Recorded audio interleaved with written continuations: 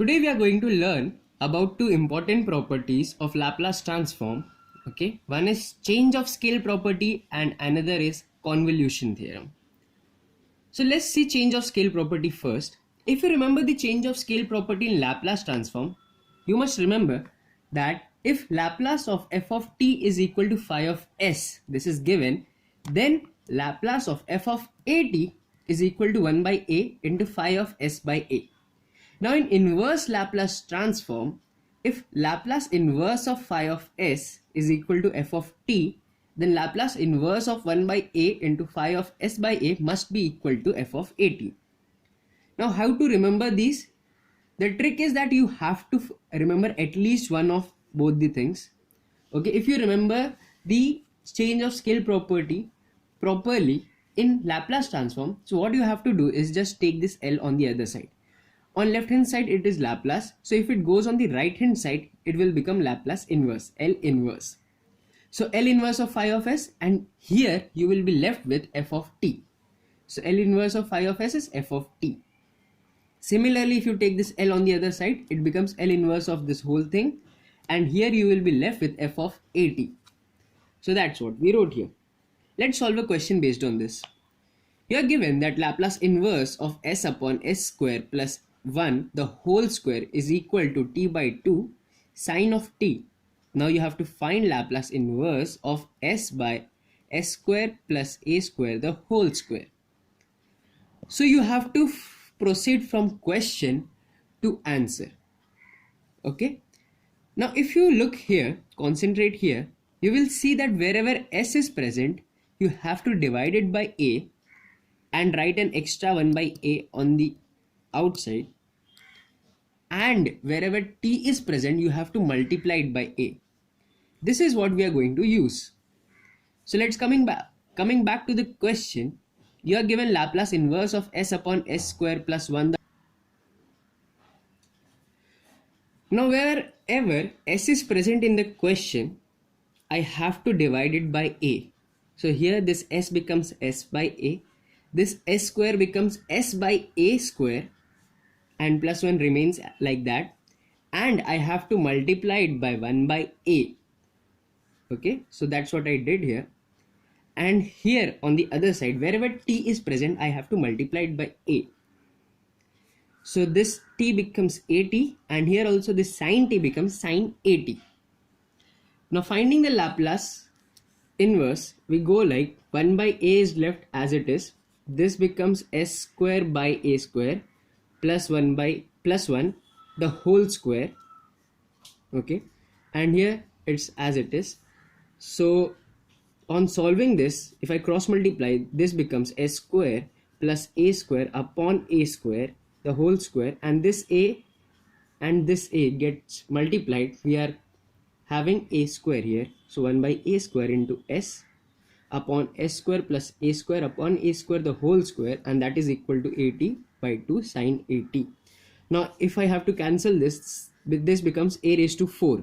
A square cancel with a raised to 4 will leave 1 a square here. Okay, now a square is nothing but a constant. I can take it outside. Okay, and after taking it outside I can divide it by here. So we are left here with s upon s square plus a square the whole square is equal to 80 by 2a square. This a square came down, a and a gets cancelled, into sine of 80. So here we are left with 1 by a into t by 2 sine of 80. This is the answer of Laplace inverse of s by s square plus a square the whole square, which was required in the question. So this was the change of scale property. Now we will proceed on to convolution theorem.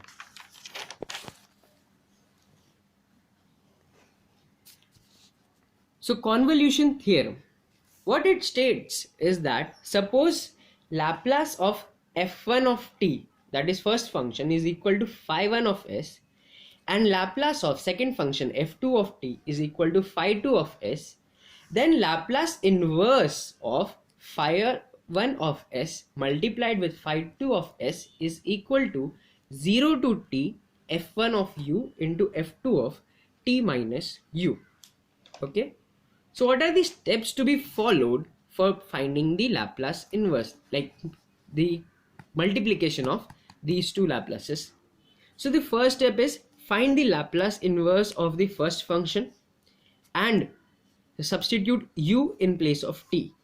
Similarly, find the Laplace inverse of phi2 of s and substitute u in place of t. Not u actually, you have to sometimes substitute t minus u because that's what is required in this integration. And then for finding the Laplace inverse, you have to use this formula you have to integrate it from 0 to t f1 of u into f2 of t minus u with respect to du. Now let's solve a sum based on this, and then you may be clear about the concept.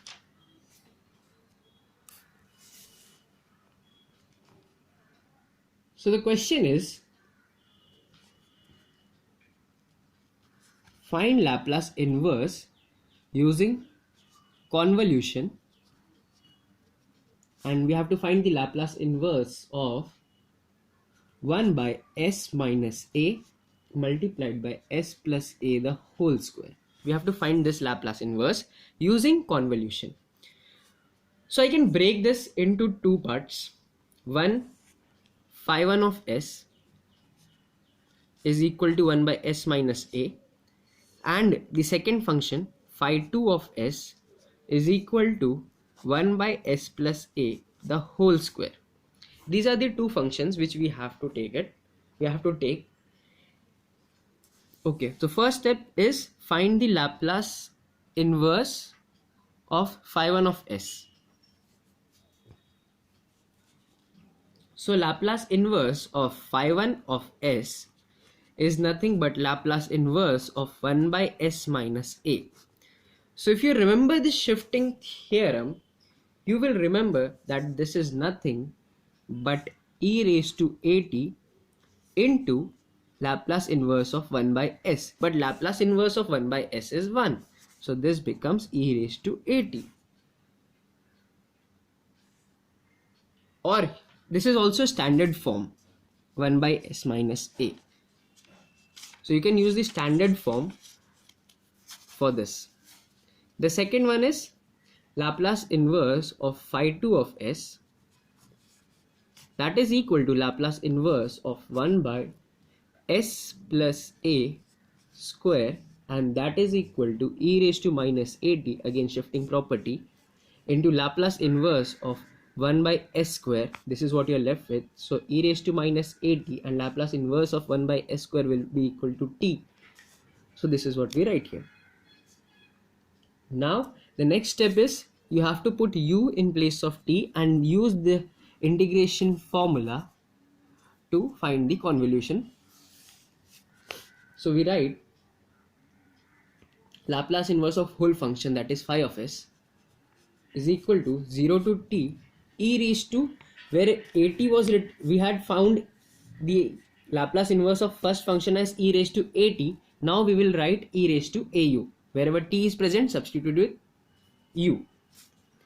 And for the second one, we will write e raised to minus minus a t minus u. Wherever t is present, subtract u from it, into t minus u into du. So we had e raised to at. For the first function we wrote it e raised to au, but for the second function we have to write t minus u. So e raised to minus a will remain as it is, but wherever t is present we have to subtract u from it. So this becomes t minus u, and here also t is present, so this will also become t minus u. So on solving this, what we can do is first break this bracket, e raised to au into e raised to minus at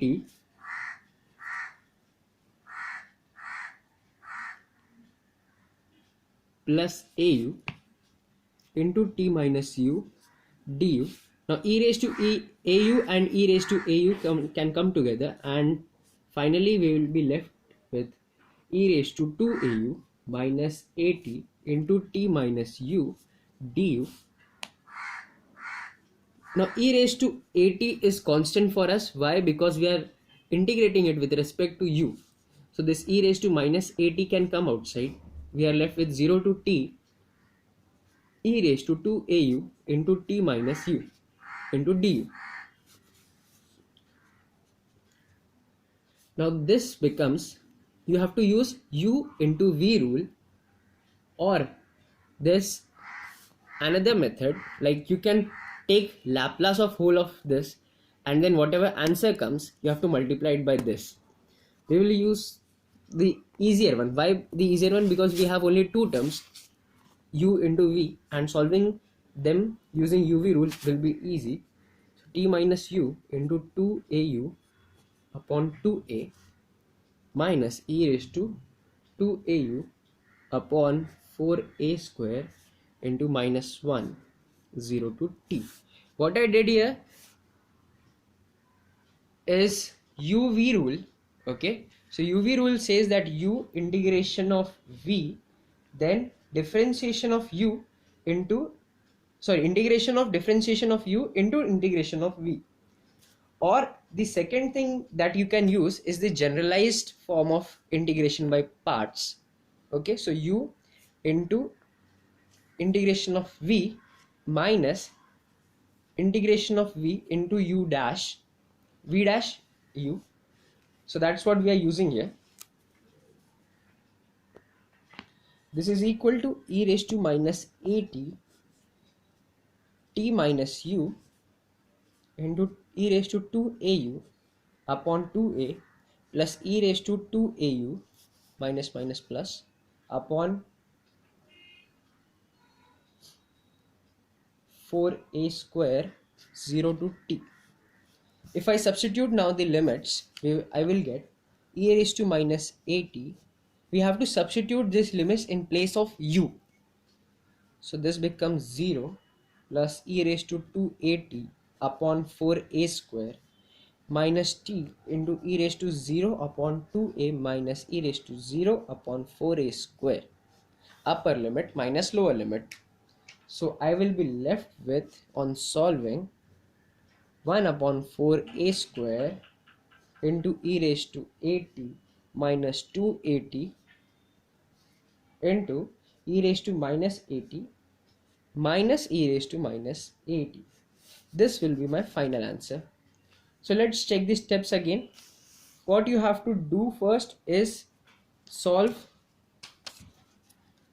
break it into two parts, then find the Laplace inverse of them separately.